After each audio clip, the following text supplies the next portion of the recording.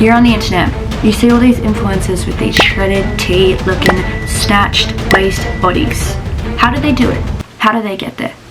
Listen, girlie, for the princesses, for the girls that don't know where to start, for the simple girlies, I'm going to be telling you how I went from this to this. If there are any men in this video, you can click off because this is for the baddie girls and only the baddie girls.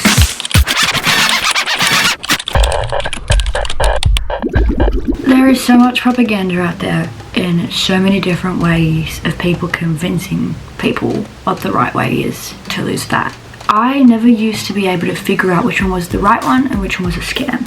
Today I'm going to be showing you the actual way, and this is coming from a certified personal trainer. I am certified. I'm certified in giving nutritional advice within the bracket of my scope. So let's get into it. Starting off with the term calorie deficit. Everyone's like, oh my god, calorie deficit. Listen, calorie deficit means you consume less than you burn in a day. So step one is you want to figure out your calorie deficit based on your goals, based on how much you want to lose, based on how much is like realistic for you. The way I did this was through a bioscan. Now hopefully wherever you are you can find a bioscan at your local gym, or you could get some advice from a personal trainer. A bioscan basically just tells you what's going on in your body. It tells you how much muscle you have, like in your arms, your legs. Overall, it tells you your visceral fat, which is this. I'm just basically going to explain that to you, but I want to break this down as easy as possible as I can. This is how it's going to work. Step one is you need to figure out your calorie deficit. There are different ways to figure this out. There are lots of apps. You can ask ChatGPT. Just make sure that you get more than one opinion when you're doing this. Like, don't go to just one website when you get the calorie deficit, because you don't want to be like doing it the wrong way. Basically, calorie deficit is going to break you up into three main categories, which are your macronutrients, so your proteins, your fats, and your carbohydrates. These are the three major breakdowns and sources of energy that your body uses on a daily basis. So it's going to give you a number. So I'll give you guys an example of what mine is right now. So I'm gonna make this really easy for you. I have this app called Chronometer. I'll put it on the screen. Basically you can get it for free. My calorie intake is 1,370, which is so low, but I'm in a calorie deficit right now because I have a goal of losing, I think, what was it, 3 kilos in 6 weeks. Your results will depend on how strict you stick to your calorie deficit and if you do everything that I tell you to do, basically. Okay. It'll break you down into your calories, your proteins, your carbs, and your fat. And it tells me how many grams of protein I need a day, how many grams of carbs, and how many grams of fat I need a day. That is your main map. You want to be tracking your food. If you want to take this shit seriously, you want to be tracking your food. How do you track your food? You have an app. So you can use this app called Chronometer. You can use MyFitnessPal, but I think you have to pay for that. So this is really freaking simple, and it'll have the tabs here where you track your food, you can scan the barcode, and then you put in your grams of how much you consume of that food product. So if you go to there, that's my breakfast. I've tracked my peanut butter and honey sandwich. So step one is calorie deficit.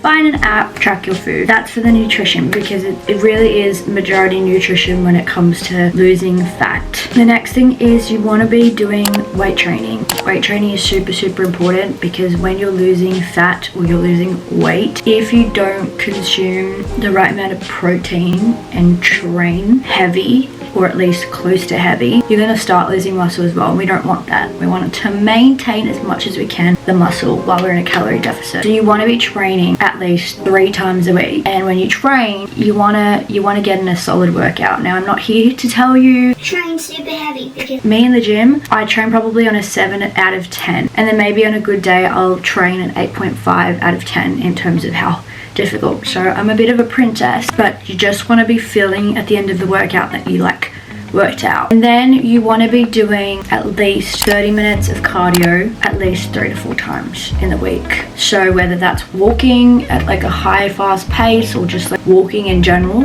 I'm not complaining. Do that 3 to 4 times in the week and you're set. These are like the starting foundation blocks, and they're really, really simple and actually easier than you think. The most important thing is you want to set a goal and you want to stick to it, and the most important thing is consistency. If one day you don't track your macros, or if one day you don't go to the gym, or if one day you've gone over your macros, there's the opportunity to pick up and start again the next day and get your body in a routine and a habit. Because once your body understands that eating pattern and your routine, when you do like break sometimes, or you have like a cheat day, which by the way there's no such thing and I'll explain in a second, then your body's like, okay, let's just go again, because it's so used to the routine of you starting again even when you break. People are always like, can I have a cheat day? I personally don't believe in cheat days. It's not a healthy way of looking at food, for real. I think in my head, you gotta plan it out. If I know that I have a certain amount of macros left in the day that I wanna reserve for a donut, or for a cookie, or for a packet of lollies or something, I will calculate that in my head on my app, right? So that it's like, no, I don't have to earn that, I can have it. And then I'll just make sure that I'm getting my protein in for the day, reaching my targets, and then there's a little bit left of space in my calorie deficit for my lollies or my chocolates. Really, really freaking simple. I'm not even kidding. When it comes to a calorie deficit, the greatest thing that I've learned is that it's actually a lifestyle change. It's a lifestyle and behavioral change and a nutritional change. You have to look at it as something long term. Not necessarily the calorie deficit, but the way your behaviors when it comes to exercise and nutrition are, they're gonna change for life. When I started my calorie deficit, I learned so much about food and the importance of protein and reaching your protein targets. I'm not gonna go into excessive detail about what protein is in this video, because I wanna break it down for the baddies in the most simplest way possible. For us girlies, basically protein, the way it breaks down in your body and the types of protein have a high thermogenic effect, so they take time to break down and they burn energy while they're breaking down. Protein is really good for muscle recovery, great for making you feel full and having a less sugary artificial craving. Protein is not talked about enough, but all I'm going to say is you want to keep your protein high. That's why it's there in the macronutrient target, and you'll see that it's very high. Like mine is 100, hold up, mine's 115 grams of protein per day. I kid you not, when I reach my protein target, I'm not even hungry. Like I don't even want to eat. Like there'll come days where I have to like force myself to eat because I'm not hungry, and that's because your body, it doesn't have cravings for like the artificial kind of stuff. And then there'll be days where I'm actually hungry at every meal of the day, and that's because once again I'm having high protein meals, so my body's breaking it down, using energy to break it down. Let me break it down for us girly baddies. You want that shredded body, tea looking, kiss bikini look. You need to calculate your calorie deficit. Highly recommend wherever you go, and hopefully in your country or wherever you are, there is a bioscan that you have access to. Then you want to calculate your calorie deficit. Make sure that this is fact checked. If you're going to get it from ChatGPT, if you're going to get it from the internet, just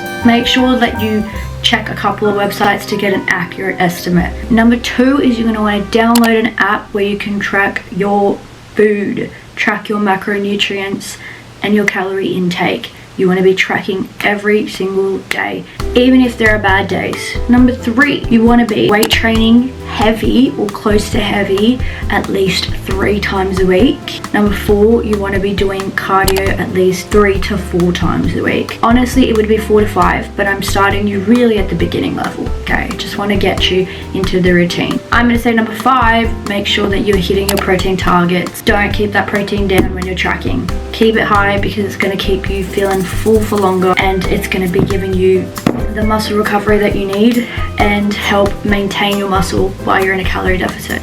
Am I missing anything else? There are a lot of other things, but they're the basic steps for today, and that's all I want to share with you today, because I don't want to over confuse you, girly.